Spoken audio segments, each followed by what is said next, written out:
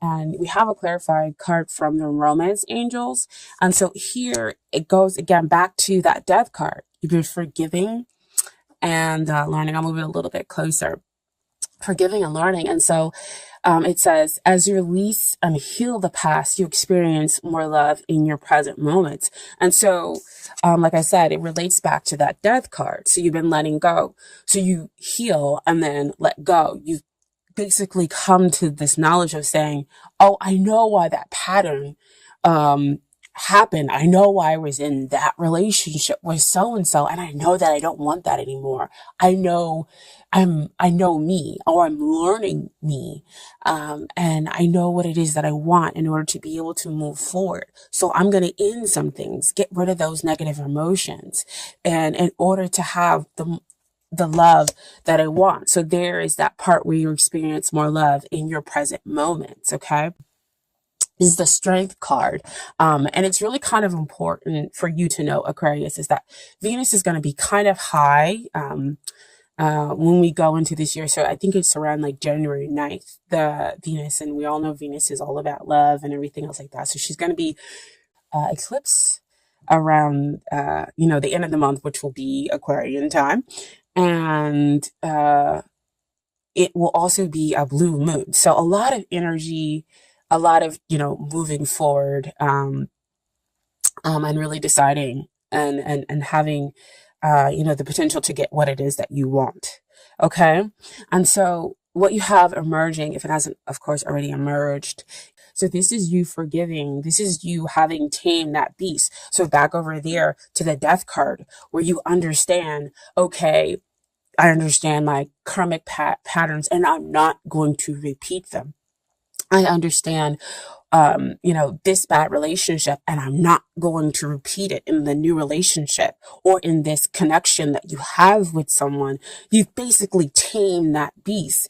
And so you're coming from this incredibly loving place where it's not like an assertive like taming. This is a very gentle, very loving, kind, place where you're taming the beast within inside. So you're trusting, yourself to love not only yourself but also the other person. So you're breeding more cooperation in the relationship, and so there is kind of like an expansion between the two of you, a grounding, an opening up of love between the two of you.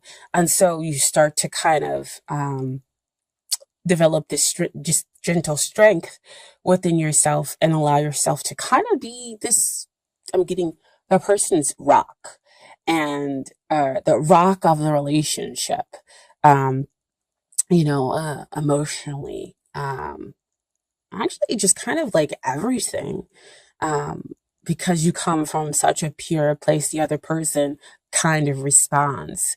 And I don't know about you guys, but I've been seeing a lot of 13s and 8s everywhere. 13, it can be one of those like master numbers where you're not going to break it down. And so you just kind of keep it together, or it could be that changing of cycle, or you could break it down to with 1, with the new beginning, and 3, and taking that action and working with the divine. But I also pulled a clarifier. Sorry about that side note. But I also pulled a clarifier for the strength card. And what I have here is love yourself first. Your self-respect makes you more romantically attractive. So see, again, back what I was talking about before, is that you figure out a way to kind of balance that energy. You've healed all that stuff in the past. You let go of negative emotions that didn't serve you, because you found out a way how to love yourself. And we all know, in loving yourself, you attract those who love you, And when you do sometimes attract those people who don't, you know how to say, you know what? I know that it is that you don't love me. And so, or you're not going to love me the way that I want you to love me. And so you just, kind of release them and go, hey, it's okay. I'm good. I'll be okay without you. And then in turn, you'll be able to track that happy, healthy relationship where there is that cooperation, when there is that kind of back and forth that you would get out of having a soulmate, where there is that unconditional love because you have unconditional love for yourself. And so what we have next is the Empress, and she's the future energy that you can be experiencing. And I'll move it back just a little bit. And we all know the Empress, she is love. She's balanced everywhere emotionally. She has that grounding. She has that overabundance of just kind of everything, but she knows how to deal with it. She's sensual. She comes from, of course, a pure heart. But she's successful, especially in love, because she has all this balancing going on, because she's able to nurture and care for the other person. And so that's what you're going to get back. In this relationship is kind of, you give out this nurturing vibe that started over here with that strength card. And so you'll have that success that you wanted in love, and you'll be able to have your heart open and not be worrying about, well, I'm being a little too vulnerable. I can't be vulnerable like that, because we Aquarians can sometimes be like, I'm not going to let you see my emotions, because then you might do something to hurt me, and then I'm going to have to cut you. Okay. And so you've basically kind of moved past that energy, a little bit. And so you have allowed yourself to be vulnerable with this other person. And in there, you've gotten the success, in love. And so we have the clarifying card here, and that is wedding.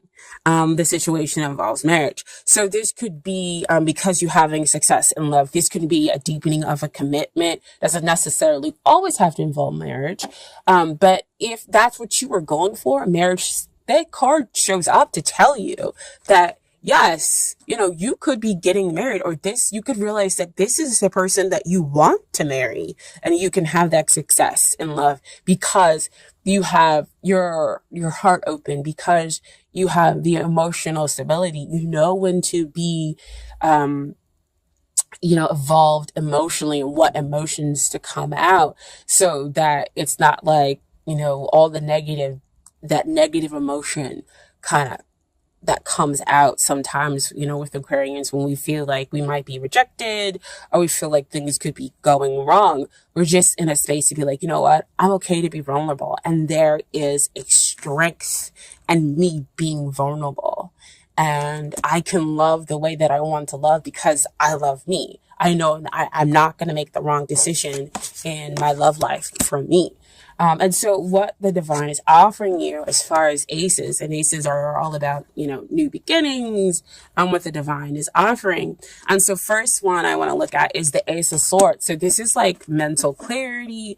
This is success that we're talking back over there with the Empress.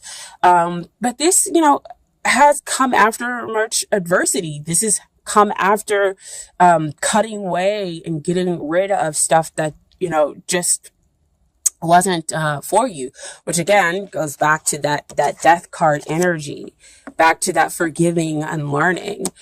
So you've had all that in the past, and now you're able to have this victory. Now you're able to have this clarity about yourself and about what you want in this relationship. And so we also have the little fire symbols down there, which relate back to the Six of Wands. So again, victory and success, possibly having the man or woman of your dreams, which could lead to the reason why you go get married, or possibly have a deepening of a committed relationship. Okay. And then the other, ace that shows up is Ace of Pentacles, and Ace of Pentacles talks about, the past, all those past difficulties. Again, just getting, that stuff kind of fading away, and you having a fresh new start with this person or with somebody new coming in. And there's a lot of grounded energy. Again, you have your heart open. You're because there is such innocence, there's such understanding, there's so much love here, that it's able to create this stability. Again, back to that strength card. And so the two of you kind of create this new, can create something new as far as relationship, which could be the marriage, okay, or deep commitment.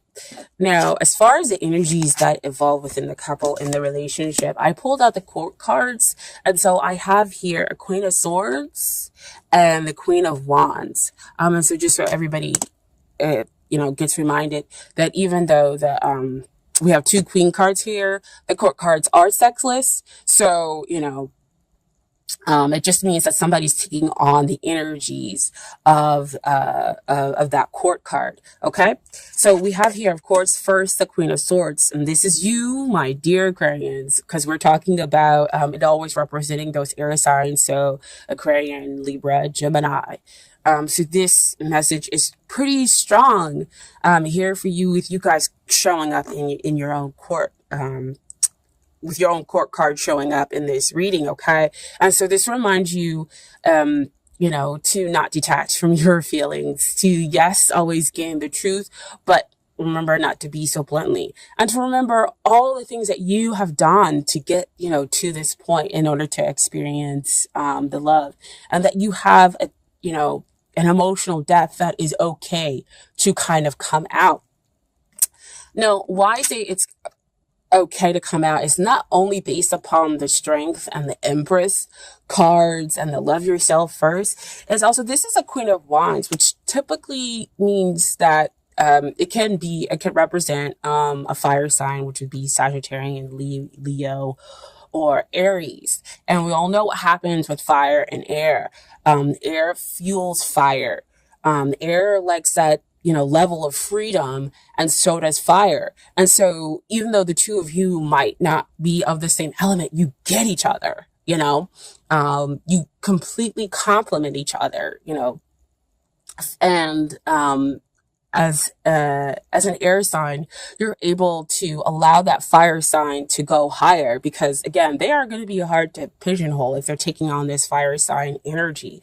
But there is such a deep connection, especially a spiritual one, when this card comes up, that, you'll be okay, that they are going to go out there and do whatever that they do, because, you're doing the same thing. But again, like I said, back to the communication that shows up with the Queen of Swords, that shows up with the Ace of Wands, is to make sure that you have clean communication between the two of you. Where you're like, look, fire sign or person who has a fire sign energy, I need some one-on-one time with you, because it's important to me. And so you're able to just speak out in a way that's loving and gentle and kind in order to get your needs met. And not that, you're taking time away from them. You just, know what it is that you need and should be getting out of relationship. It should be reciprocal. Okay. And so again, the person could just be, they could be those signs, or they could just be taking on that energy